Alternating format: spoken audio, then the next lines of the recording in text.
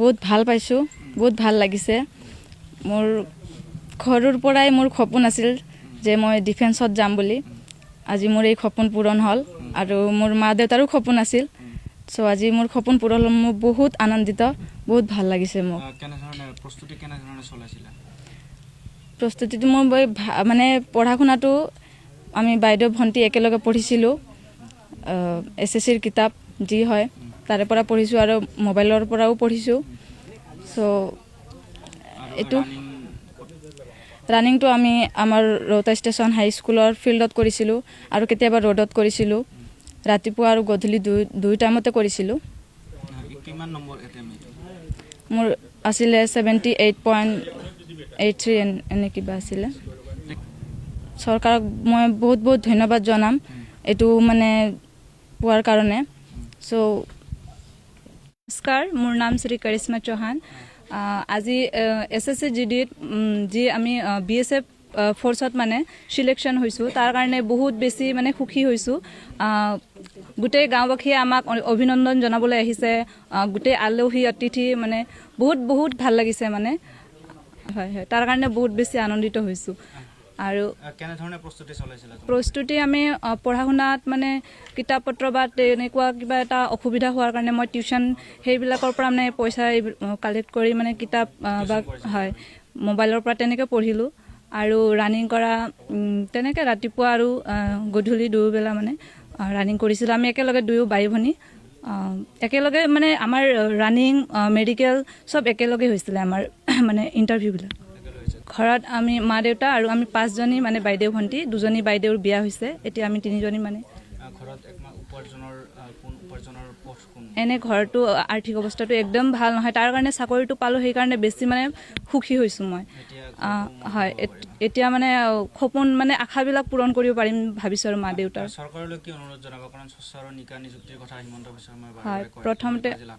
হয়, প্ৰথমতে আমাৰ অসমৰ মুখ্যমন্ত্ৰী হিমন্ত বিশ্ব শৰ্মা ডাঙৰীয়া দেৱক মই ধন্যবাদ জনাইছোঁ। লগতে ভাৰত চৰকাৰকো, কেন্দ্ৰীয় চৰকাৰকো মই ধন্যবাদ জনাইছোঁ, যাৰ বাবে আজিকালি গৰীব দুখীয়া মানে সকলোৱে চাকৰি পাবলৈ সক্ষম হৈছে নিজৰ মানে যোগ্যতাৰে।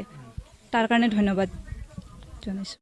হয়, স্থানীয় ৰাইজ হিচাপে বহুত আনন্দিত, যিহেতু আমাৰ এওঁলোকৰ মানে 5জনী ছোৱালী যিহেতু দুখীয়া ঘৰৰ হয়, তেওঁলোকে মানে বহুত দিনৰ পৰা কষ্ট কৰি আছিল আৰু আমি নিজে দেখি আছোঁ, যিহেতু তেওঁলোকৰ মানে আৰ্থিকভাৱে কেনেকুৱা মানে অৱস্থা বেয়া সেইটো আমি দেখি আছোঁ।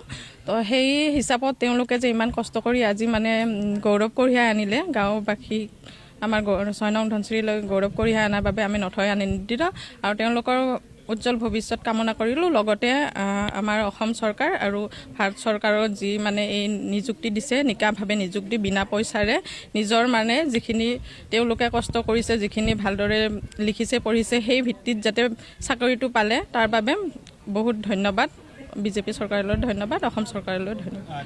হয়, সেইটোতো আমি দেখি আছোঁ, গাঁওবাসী হিচাপে মানে দেখিয়ে থাকোঁ কিদৰে তেওঁ মানে ধৰক টিউশ্যন কৰিবলৈ যায় আৰু স্কুল এখনতো মানে প্ৰাইভেট স্কুলতো সোমাইছে, তাত কৰি মানে যি উপাৰ্জন কৰি আছে, ঘৰখনৰ লগত চলি আছে, মানে আৰ্থিকভাৱে একেবাৰে বেয়া।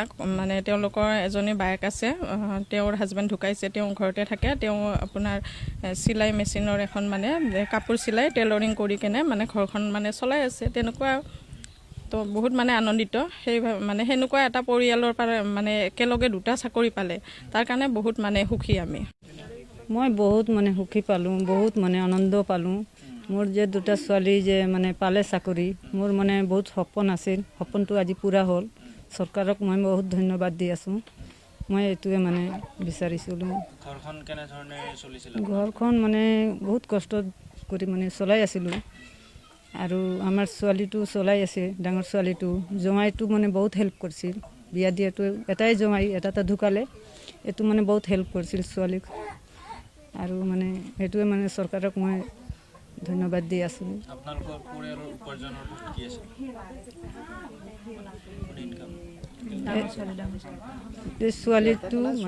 ছোৱালী আৰু জোঁৱাইটো মানে চাই, জোঁৱাইটো বহুত মানে আৰু দেউতাও ধন্যবাদ দি আছিলোঁ। মই খুব সুখী, মোৰ 2জন ছোৱালী হিচাপে চাকৰি লাভ কৰিছে, তাৰ কাৰণে মই বহুত সুখী আৰু তেওঁলোকক ধন্যবাদ দিছোঁ। লগতে যিখিনি তেওঁলোকে কষ্ট কৰে মানে বহুত মানে কি ক'ম আৰু বহুত দুখীয়া ঘৰৰ ছোৱালী তেওঁলোকক দেখা পাই বহুত মৰম লাগে বহুত কষ্ট মা দেউতাকেতো আৰু জানে বুঢ়ী হৈ গ'ল বাইদেউ এজনী আছে তেওঁ গিৰিয়েকে ঢুকোৱাৰ কাৰণে ইয়াতে থাকে তেওঁ চিলাই এটা দোকান দি উপাৰ্জন কৰি ঘৰখন চলাই আছিলে পঢ়াত বহুত চোকা ছোৱালীজনী কিন্তু আজি ডিফেন্সৰ চাকৰি কৰিব লগা হয় তাৰ কাৰণে মই দুখিত কাৰণ তেওঁ এটা ঘৰখন যদি ভাল থাকিলে আৰ্থিক অৱস্থা যদি থাকিলে হয় তেওঁ কিন্তু বহুত ডাঙৰ এটা চাকৰি কৰিব পাৰিলে হয় বা বহুত ডাঙৰ কলেজত এডমিশ্যন কৰিব পাৰিলে সেইখিনিয়ে মা দেউতাকে দিব পৰা নাই আমিও দিব পৰা নাই আৰ্থিক সমস্যাৰ বাবে সেইখিনিয়ে ক'ম আৰু যিমানখিনি পাৰিছোঁ সহায় কৰিছোঁ গালিও পাৰিছোঁ যে কাৰণ ল'ৰা নাই যদি আমিতো বহুত দূৰত থাকোঁ মই তেওঁৰ বাইদেউক মই বিয়া পাতি নিয়া বহুত দূৰত থাকোঁ মই সেইকাৰণে গালি পাৰি আছিলোঁ যে যাতে ল'ৰা নিচিনা কাম কৰি দেখাওক এজন ছোৱালী হৈ পেলাই আধৰুৱা হৈ থাকিব নালাগে ল'ৰা নিচিনা কাম কৰি দেখাওক সেইটোৱে কৈ গালি পাৰিছিলোঁ তেওঁলোকে মোৰ কথা শুনি আজি পঢ়া শুনা কৰি এই চাকৰিটো লাভ কৰিলে তাৰ কাৰণে ধন্যবাদ থাকিল